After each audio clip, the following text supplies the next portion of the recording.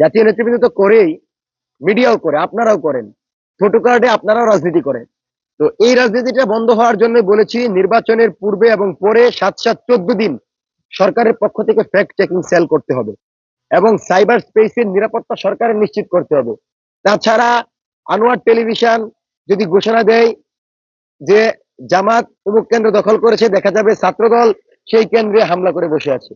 সুতরাং আনোয়ার টিভির মতো, গুজব টেলিভিশনের মতো যেন কোনো টেলিভিশন নির্বাচনের সময় তথ্য প্রকাশ করতে না পারে এবং কোনো ভেরিফাইড আইডি ছাড়া অন্য কোনো তথ্য যেন কোনো ইম্প্যাক্ট করতে না পারে, সেজন্য আমরা সরকারের জায়গা থেকে ফ্যাক্ট চেকিং সেল করার দাবি জানাচ্ছি এবং সাইবার নিরাপত্তা নিশ্চিত করতে হবে। পাশাপাশি শুধু নিরাপত্তা নিশ্চিত করলে হবে না, আপনাদেরকে একটা বিষয় মনে রাখতে হবে, এই মিডিয়া কিন্তু এতদিনে নির্বাচনকে সুষ্ঠু হয়েছে কিনা, অবাধ হয়েছে কিনা সেই বয়ান তৈরি করেছে। 16 বছর এই মিডিয়াই বলেছে যে আওয়ামী লীগ হাসিনার নির্বাচন যথেষ্ট সুষ্ঠু হয়েছে, 85% করেছে। তো এই নির্বাচনে মিডিয়া কি ভূমিকা সেটি আমাদের দেখার বিষয়। সুতরাং সরকার ফ্যাক্ট চেকিং সেল করলো কিন্তু মিডিয়া তাদের মতো করে বললো, তাহলে তো সামঞ্জস্য হবে না। সেজন্য মিডিয়ার দায়বদ্ধতা আছে। আপনারা কোনো জামাতের মিডিয়াও না, কোনো বিএনপির মিডিয়াও না, এনসিপির মিডিয়াও না, আপনারা বাংলাদেশের 18 কোটি 20 কোটি জনগণের মিডিয়া। সেই জনগণের জায়গা থেকে আপনারা কাজ করে যান, আমরা আপনাদেরকে সাথে নিয়ে সঠিক তথ্য প্রচার করব।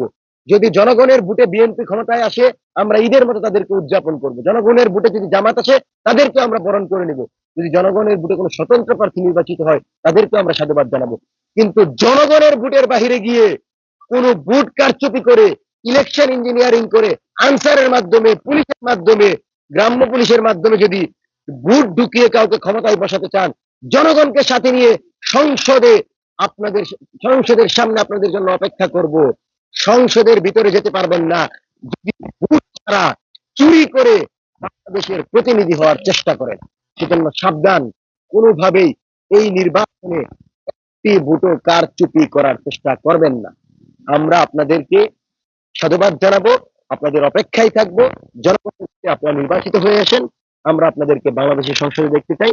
আগামী বাংলাদেশের সংসদ হবে ফ্যাসিবাদ সার্বভৌম বাংলাদেশের পক্ষে কাজ করবে। ধন্যবাদ।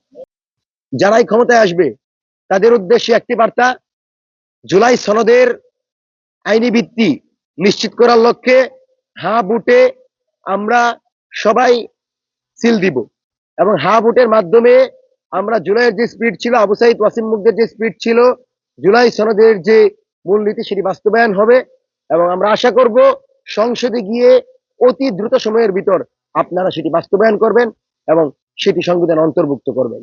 সুতরাং আজকের সংবাদ সম্মেলনে এই দাবিগুলো সরকার আমলে নিবে, এই দাবিগুলো জানিয়ে মঞ্চ 24-এর আজকের এই সংবাদ সম্মেলন এখানে সমাপ্ত করছি। ধন্যবাদ সবাইকে। আসসালামু আলাইকুম।